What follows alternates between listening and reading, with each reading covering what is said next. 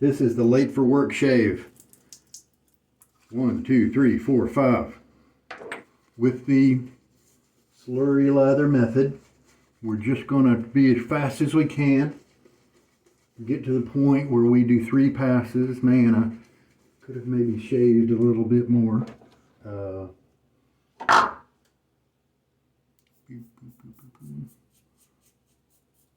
Had things set up already in terms of the blade and the razor, because if you knew you needed to be short on time in the mornings, you could set that out for yourself. I'm not trying to be efficient in terms of getting all the hairs kind of as usual, because we can leave the 3 passes, the other members of the 3 passes, to do that.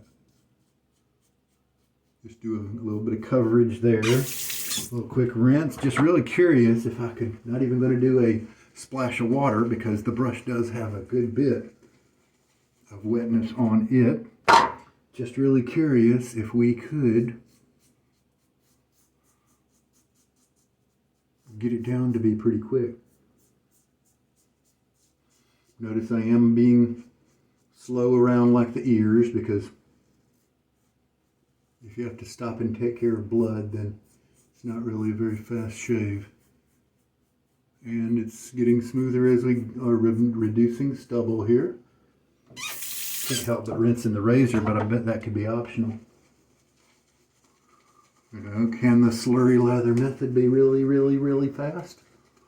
And that's 3 passes right there. Cross grain again, and I can only enter in the category of guys with a goatee. If you have no facial hair, then obviously you've got to take extra care around the tough areas under your nose and around your chin, and that's going to slow you down. So I don't guess I needed to do that right there, but just kind of habit. Almost couldn't help myself. And there we go. Now we do still have to get a good rinse, because you can't walk out with soap on your face, and you can't leave soap in your brush, because like if you're going off to work, you don't want soap in your brush all day. And so in that sense, maybe a smaller brush would have been a better speed setter. And there we go, right there. Shake the brush out a little bit. And there we go, 2 minutes, 49 seconds. I paused it so I could take a note of the time there. So a 3-pass shave with the slurry lather method in 2 minutes and 49 seconds. And that's with taking reasonable care with the blade. I did choose to, let me tell you all the givens. Now that we've got the time, let me tell you the givens. For instance, the soap would have been out on, could be placed out on the counter, even uncovered. If you're in such a rush, then maybe you have a soap that you don't care about losing its smell or something like that. So that could be uncovered out on the counter. The brush, at some point earlier in your morning, you're likely to have been able to dunk it in your soaking cup, or if you're using a synthetic, obviously no soaking needed. And so that didn't need to happen during the shave time. That could happen at sometimes before that. You could have left the blade in your razor, and so that's why I started with that already set up. You could have done that the night before, for instance. And then I'm not including the add-on of splash or a cologne, because if you're late for work and seconds count, then you're probably going to be able to have a bottle of your favorite aftershave or cologne in your car, or something like that, to where you could apply that. Or if you're in a hurry, then you would just skip applying it altogether, because after all, sometimes it's about not being late for work and not getting fired, right? That kind of thing. And so that kind of day, I think it's within the spirit of the challenge to skip that if needed. But we're going to go ahead and chiseled face myself. The soap was chiseled face. Now we can go back over the gear, now that we're not on the clock.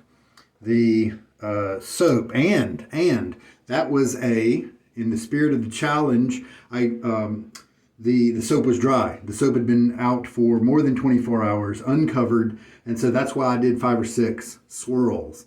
And even then, you could see how it didn't act like my normal slurry lather. It probably needed a couple more swirls, maybe, but it could have been I was going too fast. I'm not exactly sure. Everything was happening super fast. I actually did rehearse this a little bit in terms of the hand motions, because like I went ahead and rinsed the razor a couple times when I didn't really need to. This Timeless has really good drainage, and so I didn't feel like I needed to rinse it for a time challenge. But I did anyway. And so I actually practiced. I was like, okay, well, I don't actually need to rinse my face between passes because, some guys don't even do that, even when they're not trying to rush. And this is a very wet method. And so that can help bring that water to my face. And so that's another reason why I could probably leave that out in this kind of challenge. Let's see. Oh yeah, let me show you the blade and the razor and all that stuff. Give that base plate a rinse. I'm going to give the suds a rinse away here. Now you could, if you were in a hurry, late for work, seconds count. I did not rinse the razor at the end. I kind of forgot to, but I believe that's within the spirit of things because leaving some suds on your blade like you saw just a second ago is not the end of the world like it might be with a brush. Now, if you did it once with a brush, it's probably not the end of the world.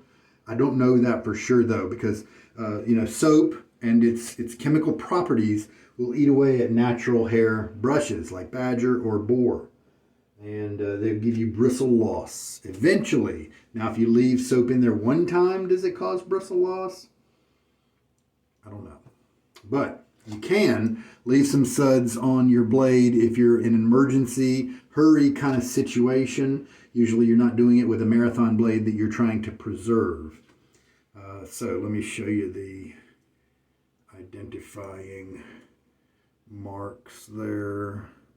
The N up here on the top of the brake, and then the one right there is an etching, and then maybe we still have Sharpie dots right over there, and we still have the bend in the blade right there in the corner. Give it another good rinse. Just let it sit there and dry. Pat it gently with the cloth. All right. Are those all my caveats? And I did put the splash on and the cologne already. I was trying not to be fast around the corners of my shaveable area, especially I always shave from this way to my goatee, and so then it's a little safer in my goatee area. And the danger zone for me is around here. Now, of course, the danger zone for a person can always be their neck because the skin's different. But, I was using appropriate skin tightening techniques to mitigate that. But I did, you can go faster in the center part of your cheek, obviously, because there's nothing really to get in the way. You still have to, obviously, work on your angles. Now, don't set any speed records if you're a new shaver to this kind of double-edged technique. I can do this fast because I've done it many, many, many, many times. My muscles know what to do. My face feels the blade as it's going, and I can microscopically adjust the blade even during the curves as I'm working curves and things like that. And so experience makes me fast. And so if you're new though, don't try to set any speed records. Just get the technique down, the angles first. Speed will come naturally. All right, very good. Oh, hey, since we got plenty of time on this video, I'm going to show you some new products I just got in the mail. So if you're only wanting information about this particular shave, you can check out. Thanks so much for watching. Let's look at this new gear.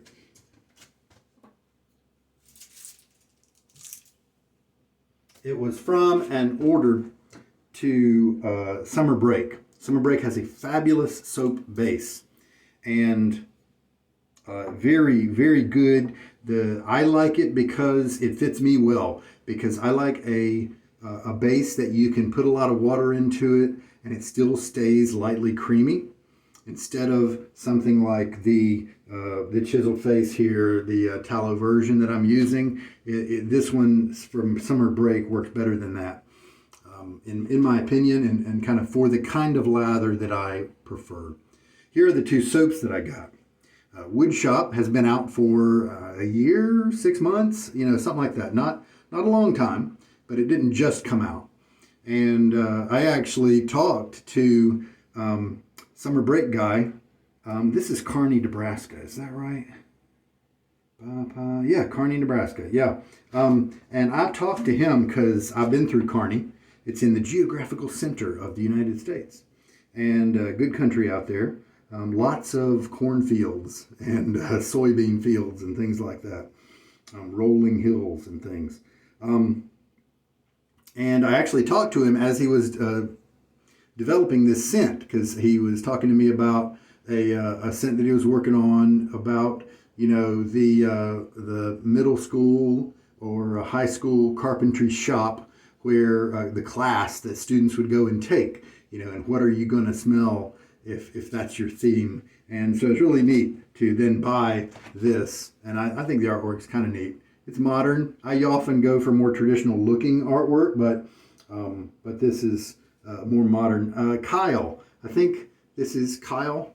I think is the guy who does the Summer Break, and this is a normal available on his site. All the normal products like the Splash and all that as well. And now this one was a special pre-order. It's called Remote Learning. And it came as a set. You could only order the set. You couldn't order anything specific. And he, I don't know if somebody contacted him about making it, and because maybe he made one tub of it for somebody else as kind of like a prize or an experiment, and then the community started talking about it on Reddit, and they were like, okay, I wonder how many people we had to get to where he would make another run of it. And so they asked him, and he said a kind of a number that wasn't really hard. It wasn't like 500 or anything like that. It was smaller. And so they polled people, and there were enough people who chimed in and said, yeah, I want some.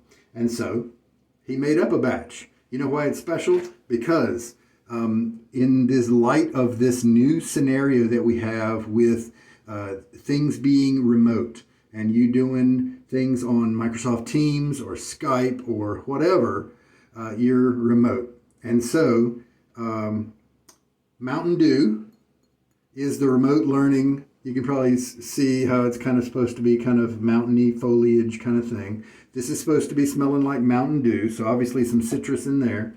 And then remote learning, you may be able to see from the background, those are Doritos. Those are, cheese-flavored corn chips if you're international. And that's a common snack here in America. And definitely in some parts of the world as well. So this is a cheese-scented soap, right?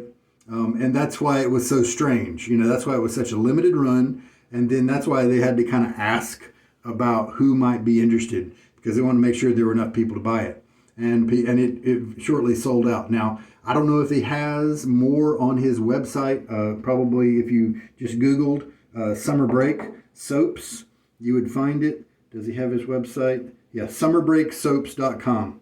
If you're curious about a crazy soap that is supposed to smell like Doritos, corn chips, or tortilla chip kind of thing, then you might want to check out his website. And then Mountain Dew. I'm really curious to try this out. I am in the middle of Austere August, and that means austere means that in this sense, it means that I'm sticking with one set of gear for my shaving, and so I'm going to have to wait to try these guys out. From the tub, I like the strength of this scent. A lot of Summer Break's soaps, Picture Day and other things like that I've tried, were a little bit light for me. And I love their performance, but ones like History 101, those were strong enough because of the nature of their makeup. The different pieces that were a part of that scent were strong enough to where I would enjoy the scent level, the scent strength. This one is similar. It's got a nice scent. Actually, if I bend my brain with a preconceived notion of corn chips, then I can see where that's going. But you know where my brain went first when I smelled it? The sweeter side of things, like a sweet cinnamon cookie. There were these, I think it was at Trader Joe's, cinnamon schoolbook cookies. It's a grocery store here in America, and that's what this reminds me of. And so, while I don't get a cheese vibe from the dry puck here, I do get kind of a sweet, and there's some spices in here because Doritos do have kind of some Mexican spices. And so maybe there's a hint of that, but there's a warmth, almost sweetness here. And so that's why I can also twist my mind and lean it toward the corn, because corn has some natural sweetness as well. So I'm interested, once you put a wet brush to this and get a lather going, a lot of times there are other pieces of the scent profile that are dormant until you wake them up with some water. And so we'll see what we get. But even if I don't get anything else other than what I'm smelling now from the puck, I'm actually going to be happy. It's more of a gourmand, very, very pleasant, warm dessert sweetness, but not overly sweet at all. The wood shop, unfortunately, for my nose smelling the dry puck, it is falling in that light category. Now, hopefully again, when it gets woken up with some water, hopefully the scent really starts to come out. But I don't get very much from the dry puck. I really just such tiny hints that I can't even describe the scent to you. Yeah, woody, maybe I get that. So hopefully that comes alive more. But even if this is too light for me and I have to maybe sell it to somebody else, I still support small businesses like Kyle and Summer Break, especially when he's a teacher, and I think his wife's a teacher as well, and this is just kind of to supplement their income and stuff like that. Or he may have been a teacher for most of his life, and now this is something else he's doing after he stopped being a teacher, retired or whatever. But I'm happy to support his business with a little bit of money. And there we go. That is the shave, and that is the gear.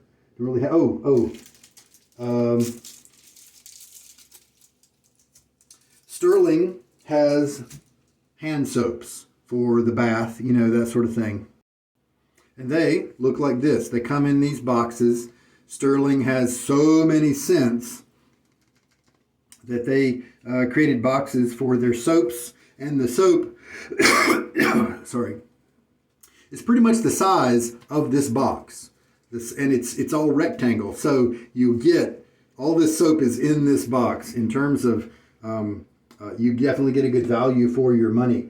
And so just to show you an example, Sterling is another small business that also does soaps as well as their, bath soaps as well as their shaving soaps. And so here is what Summer Break does with theirs. They have the cellophane wrapping and the label, and this is a cross cut, because I think what people usually do is they'll have these troughs that they'll pour the soap into that when it's hot, and then they'll let it cure. And so that's why these sides are flat, but then this would be the top part, almost like baking a cake in a pan, and the top of the, or bread, loaf of bread, the top is like the top of the loaf of bread, because this is like a slice of bread. And so a lot of vendors are like this. And so I'm looking forward to using this bath soap. I got History 101, and I also bought the accompanying Wood Shop bath soap. And I mean, the great thing about bath soap is that just about anything that smells anywhere near decent is going to be enjoyable in the shower. And so I'm definitely looking forward to, even if the shaving soap is a little too light, I'm sure it'll be enjoyable even as a hint in the shower. So that's what the bath soaps look like for Summer Break. Summer Break soaps. All right, well, that is today's shave, And 2 minutes, 49 seconds for a 3-pass shave with the slurry lather method. I think that's pretty cool. And I bet I could optimize that a little bit, but yeah. And that, of course, remember, is in the category of guys with goatees, because a little bit more time would need to be taken around the curvature of the chin and around the mustache there. So got to be fair to those guys who have to shave more than I do. Although I do have a big head, and so I do have a little bit more acreage because of that. All right. Blessings to you guys. This is Sugar Daddy Shaves. Good night.